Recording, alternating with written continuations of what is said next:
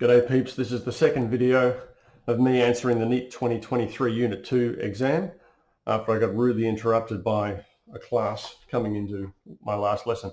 Alright, question 9. We finished off a question 8 about quite a few hours ago now. Alright, question 9 goes like this. Okay, this is experimental. A bunch of students are doing an experiment measuring how much compression a seat spring experiences when different masses are put on it. And they make sure that to put the masses directly above the spring on the seat, not off to one of the sides. And the question basically says, which one of the following needs to be kept constant to maintain the investigation's validity? Now, validity is the word, right? A valid experiment is valid if only the independent variable is being changed. If you change anything else, then you don't know which change is causing the result, right? Excuse me. So the only answer that would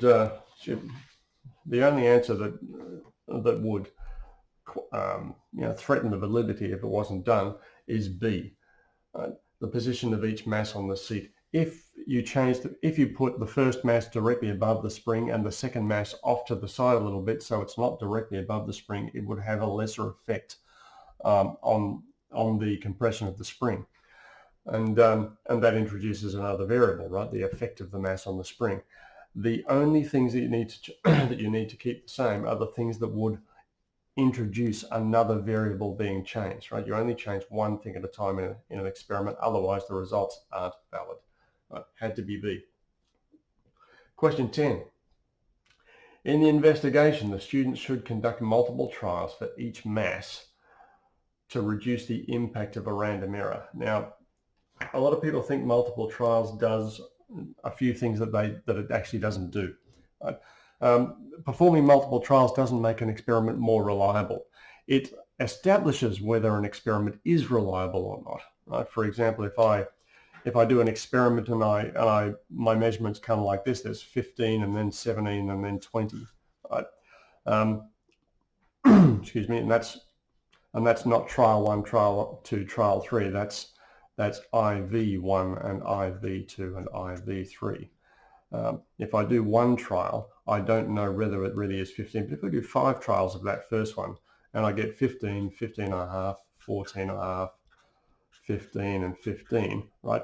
Now I know, now I know that answer 15 is pretty damn reliable, right? If they had been 15, 19, 24, 8, 6, then 15 wasn't very reliable at all. It was just there's a lot of random error in that, right? So multiple trials does two things.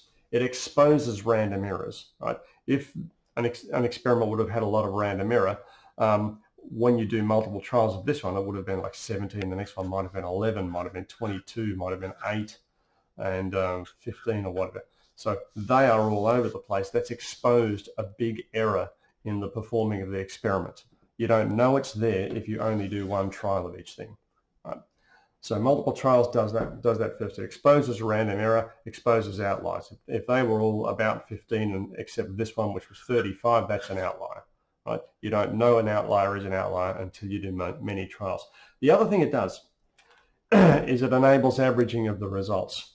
And even if this has an outlier, the average of all of that will be roughly right, and the average of all of that will be roughly right, and the average of all of these, if you do more trials, will be roughly right. The more trials you do, the more likely the average is to be pretty close to the perfect figure. But if you only do one, then that could be anywhere in amongst the spread, in amongst the entire range. That could fall anywhere. The first number, let's say the average of that is 16. That first number could have been the 8, right? So you simply have to do multiple trials to make sure that what you're doing is reasonably reliable, in other words, repeatable. And it also enables averaging of results, which lowers the random error, lowers the effect of random errors. Right. So the best answer for that one is D. Right. Section B. That's the end of the multiple choice. Section B. Okay. Question 1. Now I want to show you something here. This is all about a graph. And again, when you're given a graph, stop and have a good look at it for a second. Okay. Time is in seconds. Velocity is in meters per second. First thing I always look for is the units, right? Because often often they'll sneak in something here. That'll be in centimeters per second or kilometers per second or something, or meters per minute, something that you won't expect because you've been playing with meters per second all your life. This graph goes negative, right? So a negative velocity means you're going in the other direction. So maybe this story, I haven't even read the story yet, so maybe this story has an object going in the other direction, like an object going away from us and then coming back to us, right? And the velocity of going, if this is the velocity of something going away from us, then the velocity of something when it comes back to us is going to have to be negative. They've given us a negative part to the graph, so maybe that's going to happen.